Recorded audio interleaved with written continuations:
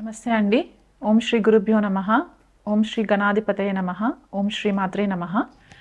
ఈరోజు మనము 2026 సంవత్సరము ద్వాదశ రాశుల వాళ్ళకి ఎలా ఉండబోతుంది అండ్ మనకి గ్లోబల్ లెవెల్లో ఎలాంటి పరిస్థితులు మనకి ఎదురవుతాయి, జియోపొలిటికల్ ఇష్యూస్ అవ్వచ్చు, లేకపోతే వాతావరణానికి సంబంధించి ఇష్యూస్ అవ్వచ్చు, పొలిటికల్ లీడర్స్కి ఎలా ఉండబోతుంది, మనకి రెసెషన్ ఏమైనా వస్తుందా, ఉద్యోగాలకి సంబంధించి ఐటీలో ఎలాంటి డెవలప్మెంట్స్ అవుతాయి, ఈ గ్రహగతులని బట్టి మనము డిస్కస్ చేసుకునే ప్రయత్నం చేద్దాము. కానీ దానికంటే ముందు మనకి జనరల్గా మేజర్గా మనము 4 గ్రహాల ట్రాన్సిట్స్ని బట్టి మనకి ఈ డిఫరెన్సెస్ అనేవి తెలుస్తూ ఉంటాయి అన్నమాట. సో మనకి ఇక్కడ గురువు, శని, రాహు, కేతువుల యొక్క గోచార సంచారం ఎలా ఉండబోతుంది అండ్ 2026 సంవత్సరంలో వచ్చే గ్రహణాల వల్ల మనకి ఎంతవరకు ఇంపాక్ట్ ఉంటుంది, వ్యక్తిగతంగా యాజ్ వెల్ యాజ్ మనకి గ్లోబల్ లెవెల్లో ఎలాంటి చేంజెస్ వస్తాయి అనే విషయం పైన మనము డిస్కస్ చేసుకుందాము. కానీ దానికంటే ముందు మనకి ఈ ట్రాన్సిట్స్ ఎప్పుడు జరుగుతున్నాయి, ఈ గ్రహణాలు ఎప్పుడు అవుతుందో ఆ డేట్స్ కూడా వివరిస్తాను. సో మనకి మొదటగా చూసుకుంటే కనుక గురుగ్రహాన్ని తీసుకుంటే జనవరి 1 నుంచి మార్చి 11వ తారీఖు వరకు కూడా గురువు వక్రిగతిలో సంచారం చేస్తూ మిథున రాశిలో సంచారం జరుగుతుంది. మార్చి 11వ తారీఖున డైరెక్ట్ మోషన్లోకి వచ్చిన తర్వాత జూన్ 2వ తారీఖు వరకు కూడా కర్కాటక రాశి మిథున రాశిలోనే సంచారం జరిగి జూన్ 2వ తారీఖు తెల్లవారుజామున 2:25 గురువు మనకి మిథున రాశిలో నుంచి కర్కాటక రాశి తన ఉచ్చ స్థానంలోకి సంచారం జరుగుతుంది. జూన్ 2 నుంచి చూసుకున్నట్లయితే మనకి అక్టోబర్ 31వ తారీఖు వరకు కూడా గురువు కర్కాటక రాశిలో సంచారం చేస్తూ తర్వాత మనకి సింహరాశిలోకి ఎంట్రీ ఉంటుందన్నమాట. ఈ 31వ తారీఖున ఎప్పుడైతే సింహరాశిలోకి గురు సంచారం జరుగుతుందో ఆల్రెడీ అక్కడ కేతు సింహరాశిలో ఉంటారు కాబట్టి ఇక్కడ గురుకేతువుల యుతి సింహరాశిలో జరుగుతుంది. అక్టోబర్ 31 నుంచి మనకి డిసెంబర్ 13వ తారీఖు వరకు సింహరాశిలోనే సంచారం జరుగుతూ డిసెంబర్ 13వ తారీఖు అంటే ఎండ్ ఆఫ్ ద ఇయర్కి వచ్చేసరికి గురువు వక్రిగతిలో సింహరాశిలో వక్రిగతిలో ఉంటారనమాట ఇయర్ ఎండింగ్ వరకు కూడా. సో ఇలాంటి ట్రాన్సిట్ గనక మనము చూసుకున్నట్లయితే గురువు ఒకటే సంవత్సరంలో 3 రాశులని మారడం అనేది మనకి కనిపిస్తుంది. అంటే ఒకటి మిథున రాశి వాయుతత్వ రాశి అవుతుంది, కర్కాటక రాశి జలతత్వ రాశి అండ్ సింహరాశికి వచ్చేసరికి అగ్నితత్వ రాశి అవుతుంది. కాబట్టి ఇలాంటి మూవ్మెంట్ ఎలిమెంట్స్లో చేంజెస్ అంటే ప్రకృతికి సంబంధించిన ఈ పంచభూతాలలో వాయువు, జలము అండ్ అగ్నికి సంబంధించి తత్వాలలో చేంజెస్ రావడం జరుగుతుంది. కాబట్టి గురువు జనరల్గా ఏంటంటే మనకు అన్ని విధాలుగా శుభ ఫలితాలను ఇచ్చే గ్రహం కాబట్టి ఇలాంటి ట్రాన్సిట్ జరిగినప్పుడు సకల చరాచరాల పైన జీవరాశుల పైన ఎలాంటి ఎఫెక్ట్స్ ఉంటాయి అనేది కూడా మనకి గతంలో కనుక ఒక 100 సంవత్సరాల క్రితము ట్రాన్సిట్స్ని కనుక మనము పరిశీలన చేసుకుంటే ఈ పర్టిక్యులర్ మూవ్మెంట్ని అతిచారి మూవ్మెంట్ అంటారనమాట. అంటే ఫాస్ట్గా మూవ్ అవుతూ ఉంటుంది గురువు. ఎప్పుడైతే జీవకారకుడు అతిచారి మూవ్మెంట్లో ట్రాన్సిషన్ అవుతుందో చాలా ఫాస్ట్ రిజల్ట్స్ వస్తుంటాయి. అది మంచి అవ్వచ్చు, చెడు అవ్వచ్చు, దాన్ని బట్టి మనకి డిఫరెన్సెస్ కూడా కనిపిస్తూ ఉంటాయి అన్నమాట. సో గురువు మనకి చాలా ఇంపార్టెంట్ రోల్ ప్లే చేస్తుంది ఈ ఇయర్ అంతా కూడా. అది కాకుండా మనకి రాహు అండ్ కేతు సంచారం చూసుకున్నట్లయితే ప్రజెంట్ రాహు మనకి శతభిష నక్షత్రంలో కుంభరాశిలో సంచారం జరుగుతూ ఉంటుంది. తర్వాత మధ్యలో ధనిష్ట నక్షత్రంలోకి ట్రాన్సిషన్ అవుతుందన్నమాట రాహుకి వచ్చేసరికి. ఆల్మోస్ట్ మనకి ఆగస్ట్ ఆ టైంకి మనకి ధనిష్ట నక్షత్రంలోకి సంచారం జరుగుతుంది. కేతు కనుక చూసుకున్నట్లయితే ప్రజెంట్ మనకి జనవరి 1 నుంచి మార్చ్ 29వ తారీఖు వరకు కూడా పూర్వ ఫాల్గుని నక్షత్రము సింహరాశిలో సంచారం జరుగుతూ తర్వాత కేతు మఖ నక్షత్రంలోకి సంచారం జరుగుతుంది.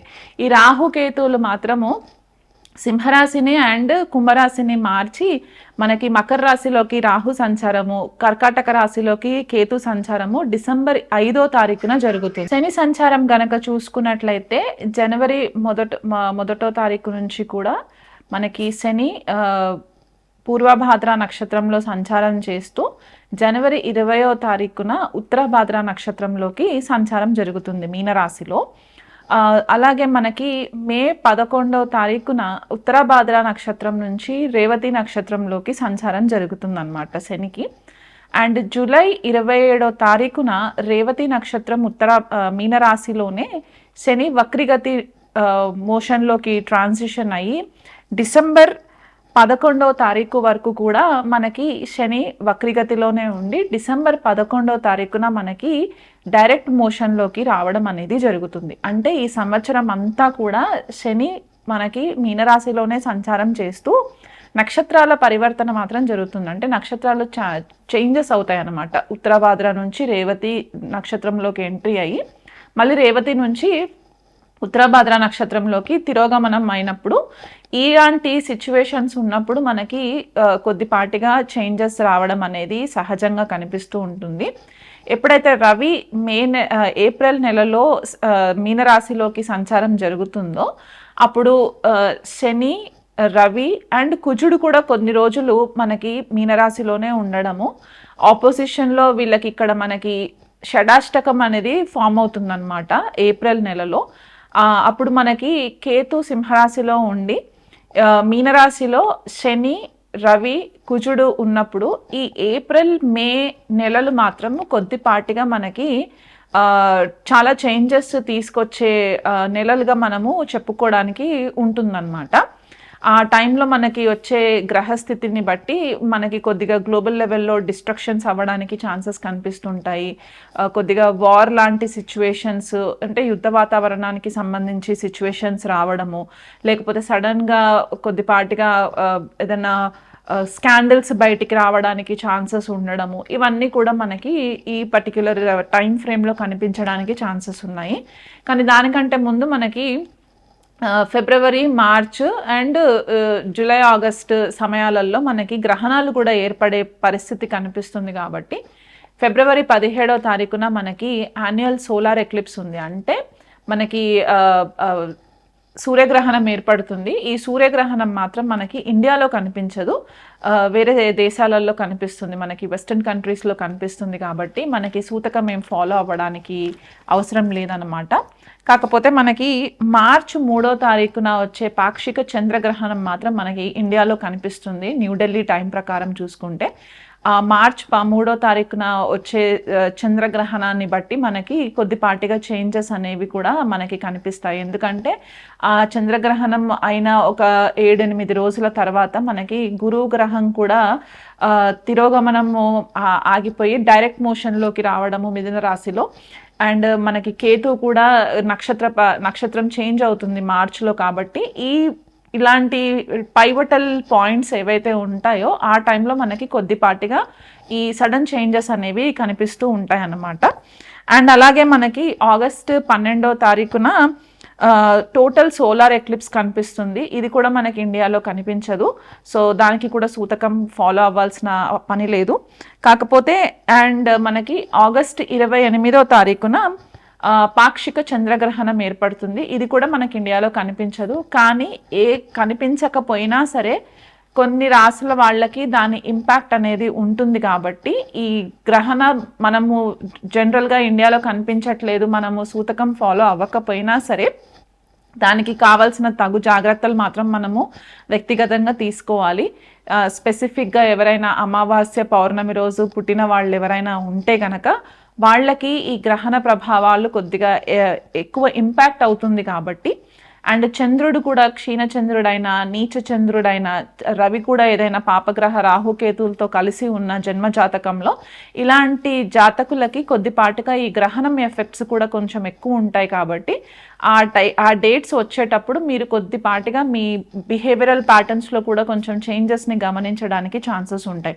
సో ఓవరాల్గా చూసుకున్నట్లయితే కనుక మనకి ఈ మేజర్ ట్రాన్సిట్స్ గ్రహాలకి సంబంధించి అండ్ గ్రహణాలకి సంబంధించి ఏవైతే ట్రాన్సిషన్స్ ఉంటాయో మనకి గ్లోబల్ లెవెల్లో ఈ 2026 సంవత్సరంలో మనకు వచ్చే ఇంపాక్ట్స్ ఏంటి అంటే, ఫస్ట్గా మనకి జలానికి సంబంధించిన ప్రమాదాలు ఎక్కువ కనిపిస్తూ ఉన్నాయి. ఎందుకంటే ఈ మేజర్ గ్రహాలన్నీ కూడా వాయువు, అగ్ని అండ్ జలతత్వ రాశులన్నీ ఇంపాక్ట్ ఎక్కువ చేస్తున్నాయి. కాబట్టి ఈ పర్టిక్యులర్ డామినేషన్స్ ఏవైతే ఉంటాయో అక్కడ మనకి ఇంపాక్ట్ అనేది ఎక్కువ కనిపిస్తూ ఉంటుంది. అంటే మనకి కొద్దిపాటిగా వాటర్కి సంబంధించి ప్రమాదాలు జరగడము, మెంటల్ హెల్త్లో ప్రాబ్లమ్స్ రావడము, చాలామందికి సైకలాజికల్గా ఇబ్బందులు ఫేస్ అవ్వడము, ఓపిక నశించిపోవడము, సడన్గా డెసిషన్స్ తీసుకోవడము ఇలాంటివి కనిపిస్తూ ఉంటాయి. జియోపొలిటికల్ ఇష్యూస్కి వచ్చేసరికి ఏమవుతుందంటే గ్లోబల్ లెవెల్లో ఎవరైతే నేషనల్ లీడర్స్ కానీ ఉంటే గనక ఆ నేషనల్ లీడర్స్ సడన్గా ప్రాబ్లమ్స్లోకి రావడము, ఇది వరకు ఏవైనా కనుక కొన్ని తెలిసి తెలియని తప్పులు ఏవైనా చేసి ఉంటే కనుక ఆ స్కాండల్స్ అన్నీ బయటికి రావడానికి చాలా ఆస్కారాలు కనిపిస్తున్నాయి. ఎందుకంటే శని మీనరాశిలో ఉండి కేతు సింహరాశిలో ఉన్నప్పుడు షడాష్టకాలు ఫామ్ అవుతాయి. కాబట్టి ఎప్పుడైతే గురుగ్రహం కూడా అక్టోబర్ ఎండింగ్లో కేతుతో సంచారం జరుగుతుందో ఇప్పటి వరకు ఏవైనా విషయాలు దాచిపెట్టి గ్లోబల్ లెవెల్లో ఆ కంట్రీ సిటిజన్స్ నుంచి దాచిపెట్టిన విషయాలు ఏవైతే ఉంటే అవన్నీ కూడా బయటికి రావడానికి చాలా ఛాన్సెస్ ఎక్కువ ఉన్నాయి. పొలిటికల్ లీడర్స్లో కొంతమందికి లైఫ్ థ్రెటనింగ్ సిచ్యువేషన్స్ కూడా ఉన్నాయి. కాబట్టి మీరు వ్యక్తిగతంగా జన్మజాతకాలు పరిశీలన చేయించుకున్నట్లయితే బాగుంటుంది. అసాసినేషన్స్ కూడా కనిపిస్తున్నాయి. కాబట్టి కొద్దిగా ఇంటెన్స్గా మనము పూజలు అవి ఇవి చేసుకోవడానికి కూడా ఒక ఆపర్చునిటీ ఉంటుందన్నమాట. వీలైనంత మట్టుకు ట్రాన్స్పరెన్సీ మెయింటైన్ చేయండి. ఇప్పటి వరకు ఏవైతే డాక్యుమెంట్స్కి సంబంధించి పాస్ట్లో దాచిపెట్టిన డాక్యుమెంట్స్ ఏవైనా ఉంటే అవన్నీ కూడా వెలికి తీసి ప్రాబ్లమ్స్ క్రియేట్ చేయడానికి కూడా ఆపోజిషన్ లీడర్స్ నుంచి, ఇది గ్లోబల్ లెవెల్లో చెప్తున్నాను, ఇండియాకి పరిమితమే కాకుండా ఇలాంటి సిచ్యువేషన్స్ కూడా మనకి కనిపించే పరిస్థితులు కనిపిస్తాయి. అండ్ అలాగే మనకి మన సిటిజన్స్ ఎవరైతే ఉంటారో వేరే కంట్రీస్కి వెళ్తారో వాళ్ళపైన కూడా కొద్దిపాటిగా అటాక్స్ అనేవి కనిపిస్తున్నాయి. సో వీలైనంత మట్టుకు మీరు మంచి సెక్యూర్డ్ ప్లేసెస్లో ఉండడానికి ప్రయత్నం చేసుకోండి. రాహు శతభిష నక్షత్రంలో ఉన్నారు కాబట్టి ఇప్పుడు మనకి కొద్దిపాటిగా ఐటీకి సంబంధించి, ఆర్టిఫిషియల్ ఇంటెలిజెన్స్కి సంబంధించి చాలా చేంజెస్ రాబోతున్నాయి.